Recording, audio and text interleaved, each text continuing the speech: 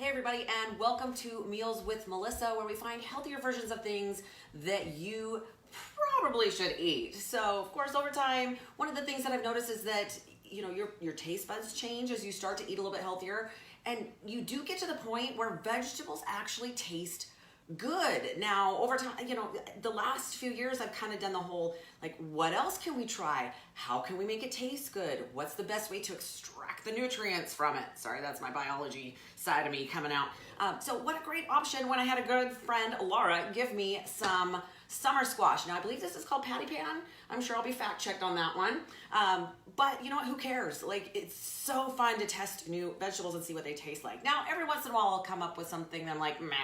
Not really for me, but dude, I love squash. I love almost all squash. So really super simple. Now, if you watched the sweet potato version that I did a few weeks ago, this one's gonna be similar, but of course they're they're a different plant, but it has a different taste and it's perfect. Now, the great thing is that fall squash is now coming on.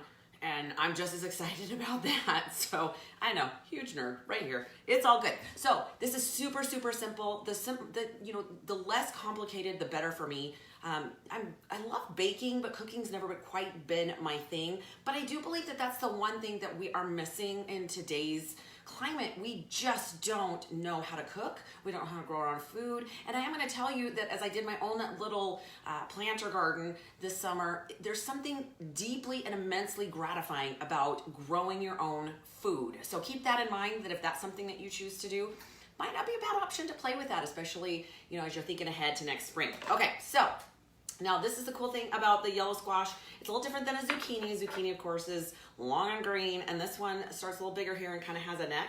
So what we're gonna do, I've already washed it, and I've already preheated my oven to 425 degrees. So what I'm gonna do here is I'm gonna cut this in about, that one's probably a little thin, about 1/4 of an inch thickness, right? You don't want it so thick that it doesn't cook all the way through, because of course we want it nice and soft and edible. Yeah, I find this stuff is amazing, and I'm not gonna lie, I love Parmesan, so, all these recipes that come up with a little bit of Parmesan, you know what, I'm game. It makes everything taste awesome. Now, I'm gonna take a little bit of spray. Now, I'm not a huge fan of spray oils, only because they contain things in it that I don't believe are good for the body. I am using an olive oil spray. You can also get avocado spray as well as coconut. But for this, it's really difficult to kind of spread, through the pan for what I need. So I'm just gonna give a light spray with this, and then I'm gonna keep cutting these. I will show you what it will look like when it's done. They look amazing. So again, if you have a friend with a garden like I do, not a bad idea to say, hey, can I maybe trade some of that off of you? If you don't choose to grow your own. Now, you guys, it's really not that difficult to grow your own food.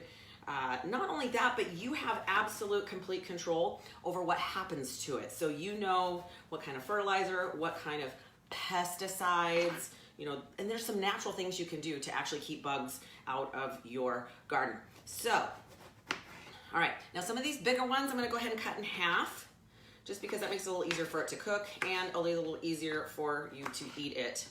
So, makes it super simple. Now, I'm gonna place these on the pan fairly close together. I don't need a lot of distance between it. They're all gonna cook pretty evenly, although some of the thinner pieces that I accidentally cook, I'm gonna put more towards the center of the pan. But these turn out super, super good. I will move this over in just a second so you can see what I'm doing to it. Okay, move this out of the way. You can see I've already been working on this.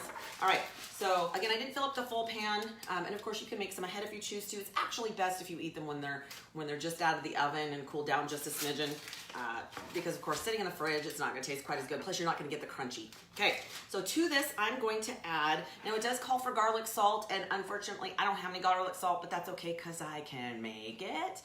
We always have garlic powder, so I'm gonna use a little bit of that all over my squash.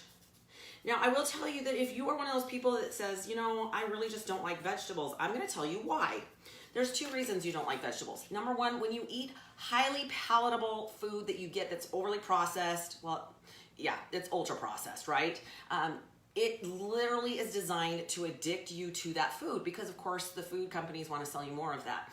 So when you eat a lot of sugar, a lot of processed food, a lot of gluten, a lot of just, again, highly processed food, your taste buds change, and then things that are naturally sweet and naturally delicious don't taste as good because you can't taste them. The other issue is that a lot of times, because now foods are grown all over the world and then shipped, a lot of times they're missing out on nutrients and flavor because of the way that they're grown, right?